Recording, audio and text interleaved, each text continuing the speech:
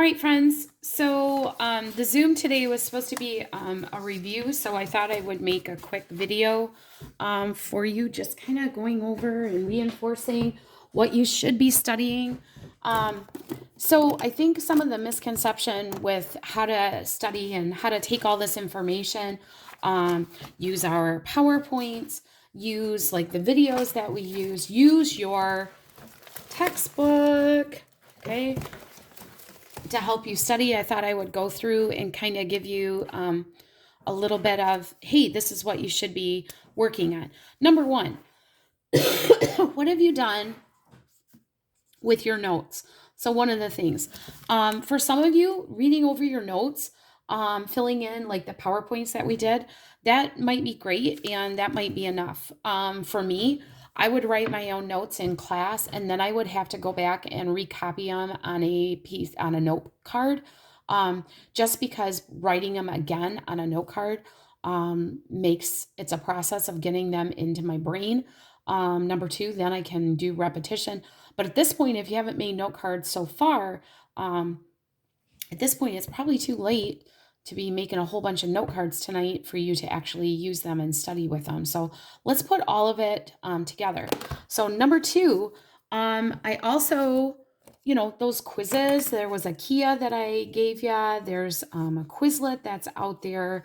There's a quizzes that I'm sure there's some Blookits and some Kahoots, but keep in mind, number one, those are all multiple choice. They are very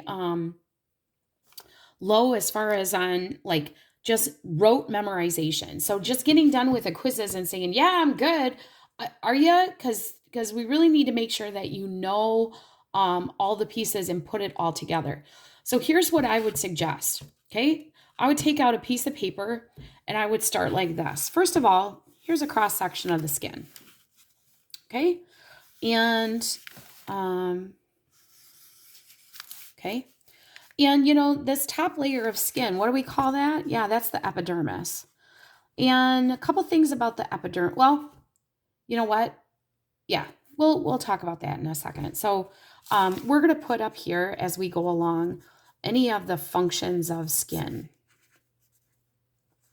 So, we jump to skin right away, but remember that one of the things in the first, there were 4 slides of them. Why did we talk about types of membranes? Well, first of all, skin is cutaneous membrane, okay? That's what skin is. But at the very beginning, they talked about there are 2 or more groups of tissues put together, okay? And it talked about the 4 major types of membranes before it even got us, it was kind of like the intro into skin. So remember, we've talked about serous membranes when we talked about glandular tissue. We've talked about mucous membranes. Again, epithelial tissue. We really haven't talked about synovial, which we will in the next chapter, but that's a membrane that secretes synovial fluid in the joints. And then our whole focus has been on cutaneous membranes. So this is why I'm taking my PowerPoint and I'm going like, okay, why is this there? I'm also have my textbook open because my textbook, the PowerPoint goes exactly through the textbook. And so you can look at some great pictures, even if my pictures aren't that great. Okay, so here we go. Here we got the epidermis. All right, friends. What makes up the epidermis? What type of tissue? Well, you know that. The type of tissue is stratified squamous. Do I have a pencil? No, I do not.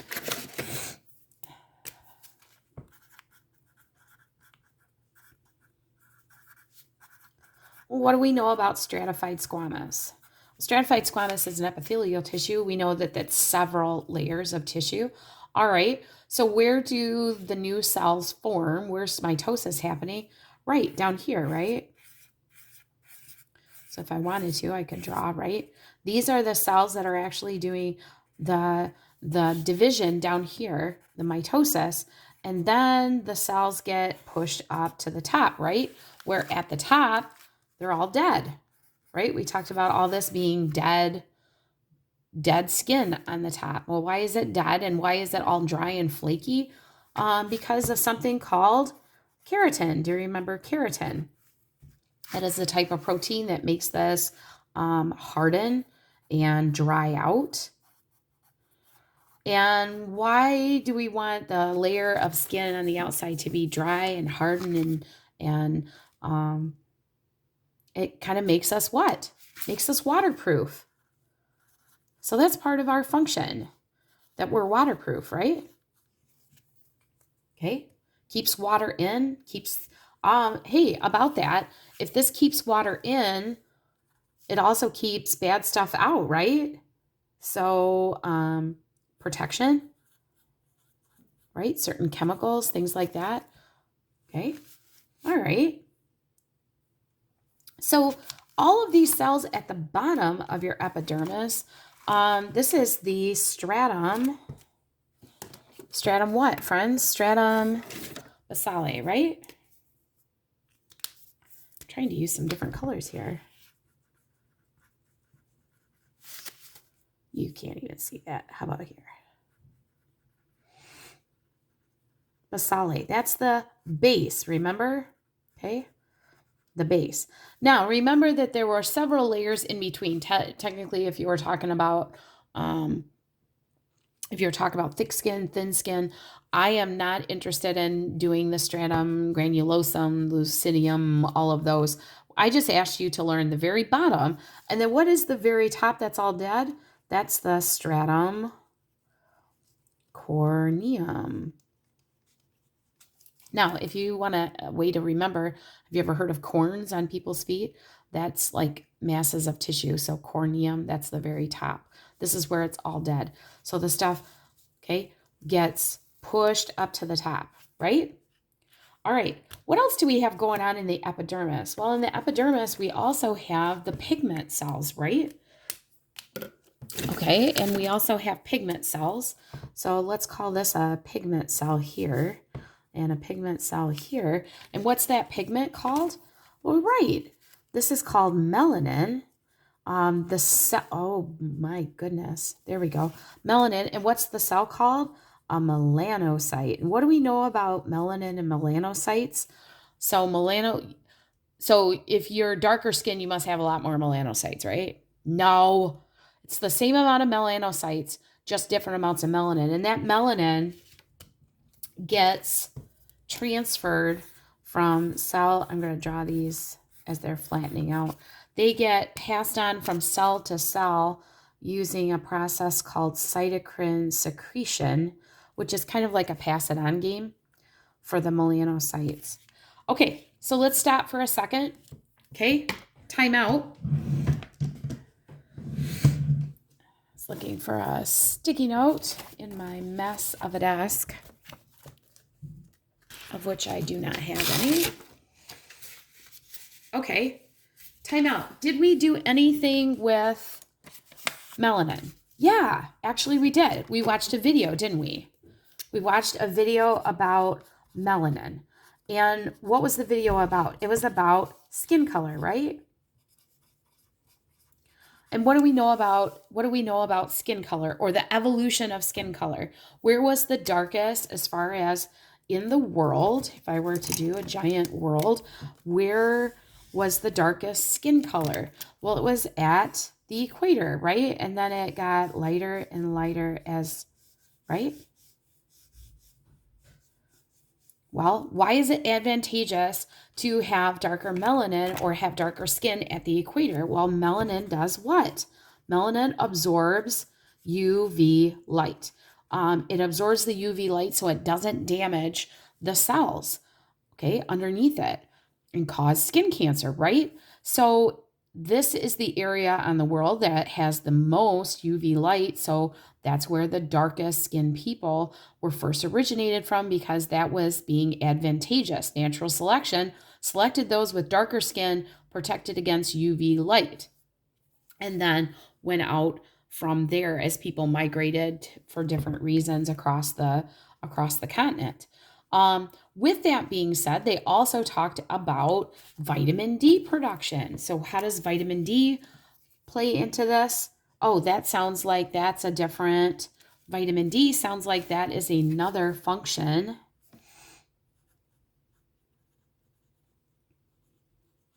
Another function of the skin. Vitamin D production requires UV light. Those that have dark skin might need some vitamin D into their diet. So because the melanin is blocking the UV light, they're not producing vitamin D. Same thing happens with those who are up at the poles that have very little UV light. They probably don't have much melanin, but they also can have vitamin D deficiencies and get something called rickets. Okay. With that being said, that was the connection from that video and why people migrate. Why is it beneficial to have darker skin? All of that good stuff. Okay. All right. Have we tackled all of the epidermis? I almost think we have with the epidermis. Okay. All right. Well, this part is called the dermis, and there's lots of stuff going on with the dermis, right? Okay. Lots of stuff going on with the dermis. First of all, the question would be, so let's start out with the dermis and let's talk about what types of tissue make up the dermis area. Okay. The dermis area. I'm on now page 120. So that means that all of the pages, so 117 to 119, we're all talking about just the epidermis. So the dermis says is composed largely of dense connective tissue. So dense connective, that means dense regular. Okay, right? Dense regular. And includes tough collagenous fibers. Well, that makes sense. And elastic fibers. Works of these. So we've got some dense regular. You've got some elastic going on here. Absolutely. Okay. To give and it says dermal blood vessels supply nutrients to all skin cells. These vessels also help regulate body temperature. Oh, so body temp needs to go up here, right? On there, as far as our functions of skin, right? And it also, this is going to be the house of our sensory organs, right? Oh, and also we have sweat glands, right? So waste production, correct? Because when we think about, so this is a little bit tougher. This is not the epithelial. This is more of the dense regular. When you look at it, I mean, look at the picture. So you see there's lots of stuff going on here, but then all of this looks like dense regular tissue here, okay? So in between all of that dense regular tissue, you have things like the hair follicles, right? So let's draw a big old hair coming up, right? Oh, and then my favorite all-time muscle, right, at the end is my erector pili muscle. Oh, and what else is associated with the hair? Oh, that's right. So let's get some oil glands going up here. Oh, yeah. Okay. And then, what about sweat? So sweat glands. Oh, let's not forget about blood. And we have to supply, we're supplying the very bottom too, right? Some blood vessels. And, don't forget about some nerve endings too, right? Some nerve endings. Okay, wow, we drew a lot of hot mess everywhere. So, but again, I'm going through and I'm double checking everything that we're talking about. So we're going through, we just talked about, so hair, we know that at the bottom, the hair follicle is the place where the mitosis is actually happening, and it's pushing the cells up here. Your hair is no different. than your nails also. So let's talk about nails too while we're at it. That your nails grow out from right here. The white part is the lanula, and then mitosis pushes that nail out and it hardens. So the nails are just super hardened epidermis. Okay, epithelial, same thing with your hair. Okay, we have the erector pili muscle. What good is that? So it makes the hair stand up, especially, and it also contracts, moves the hair. And that, of course, would be connected probably to some nerves as well. So that like stimulation, especially like the whole cobweb on your skin sort of feeling. So we talked about sensory organs. There's light touch, there's deep touch. We don't have to know which ones that we're talking about there. We've talked about that this is hair follicles. There are sebaceous glands that run, oil glands that run right with the hair to keep the hair lubricated, and also secrete oils, which can then kind of give us some trouble, right, when they're clogged. As well. Keep in mind that oil also helps to lubricate the skin as well. Okay.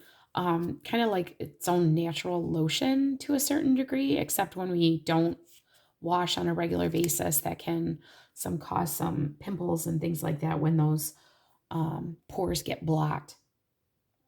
Okay. We also, and don't forget that this oil gland is also, how do we secrete? Remember, this was a holocrine, so we're releasing the whole cell along with it. Okay.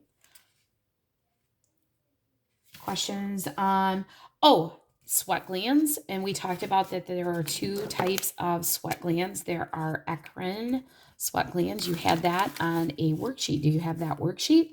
On the back of it, there also is a copy on not Planbook, on Google Classroom. And eccrine are your temp sweat. So places that you sweat when your temperature gets too hot.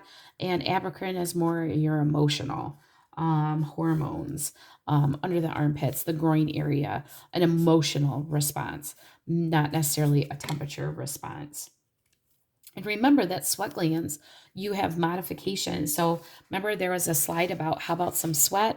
Remember that sweat is composed of salt, it's waste products, but then earwax and mammary glands are very similar to sweat glands. They just secrete different products. So your ceruminous glands in your ear that produces earwax, again, function a little bit different. Secretion because it has a different function, and mammary glands the same thing, that you actually secrete milk instead. Okay, and then the last one that we talk about is the subcutaneous layer, and there really isn't a whole lot to say about the subcutaneous layer as far as parts of it, because subcutaneous or hypodermis, the subcutaneous layer is of course below, and it is loose connective. This is your loose connective down here, and adipose. Okay, it does still have blood vessels. It contains blood vessels, but this is where you have, there's really no special parts that are down in this area, but this underneath this would then be muscle. Okay, so it connects to the muscle.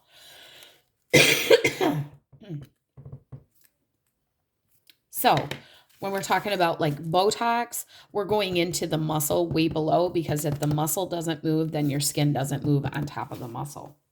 Okay.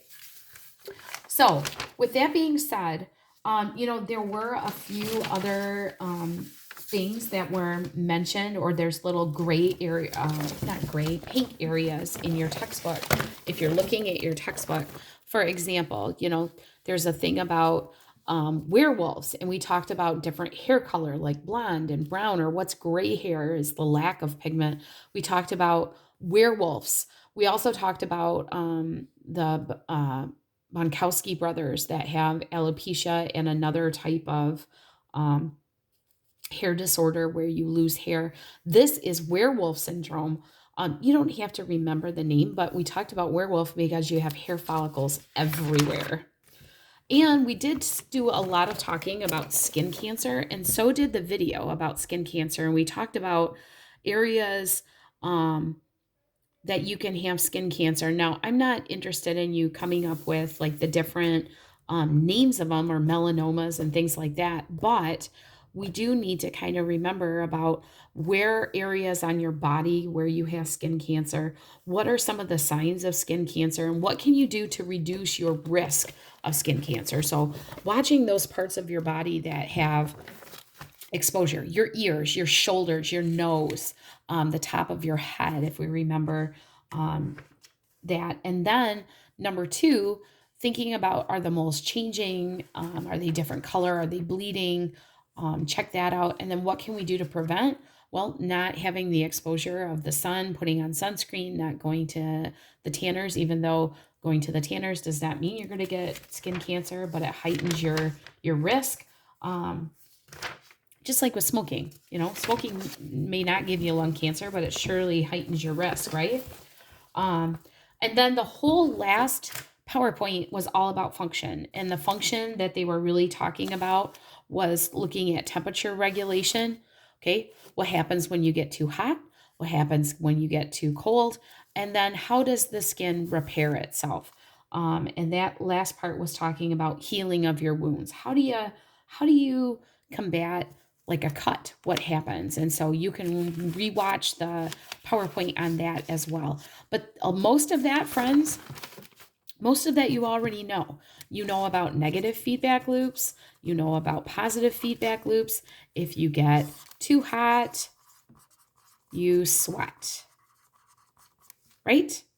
When you get too cold, you shiver. That's your skeletal muscles actually doing that, okay?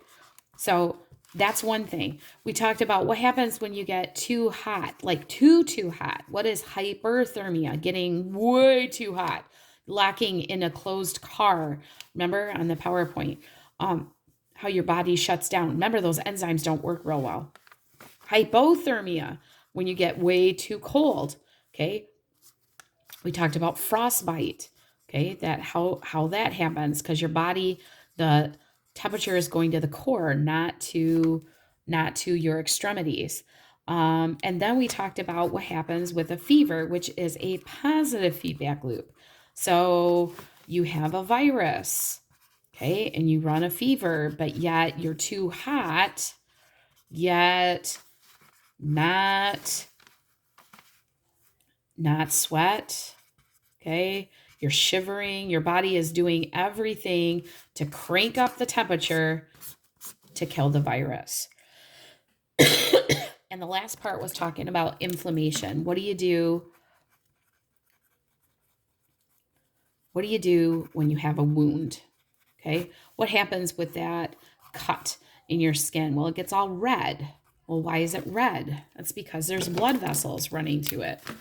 Okay, trying to repair. And then you want to plug the hole. Let's think about it. You want to get the bleeding to stop, right? Plug the hole. And then you start repairing. And what you're doing is you're probably repairing with some collagen and some elastic tissue. And it builds its way up and out, which is why it can look a little bit different. You have phagocytes that will come in and clean up the debris. Think about if you had you had a house, right? And you had a big old boulder come through your house. What are some of the steps that you would do right now in winter? What would you do to board up your house?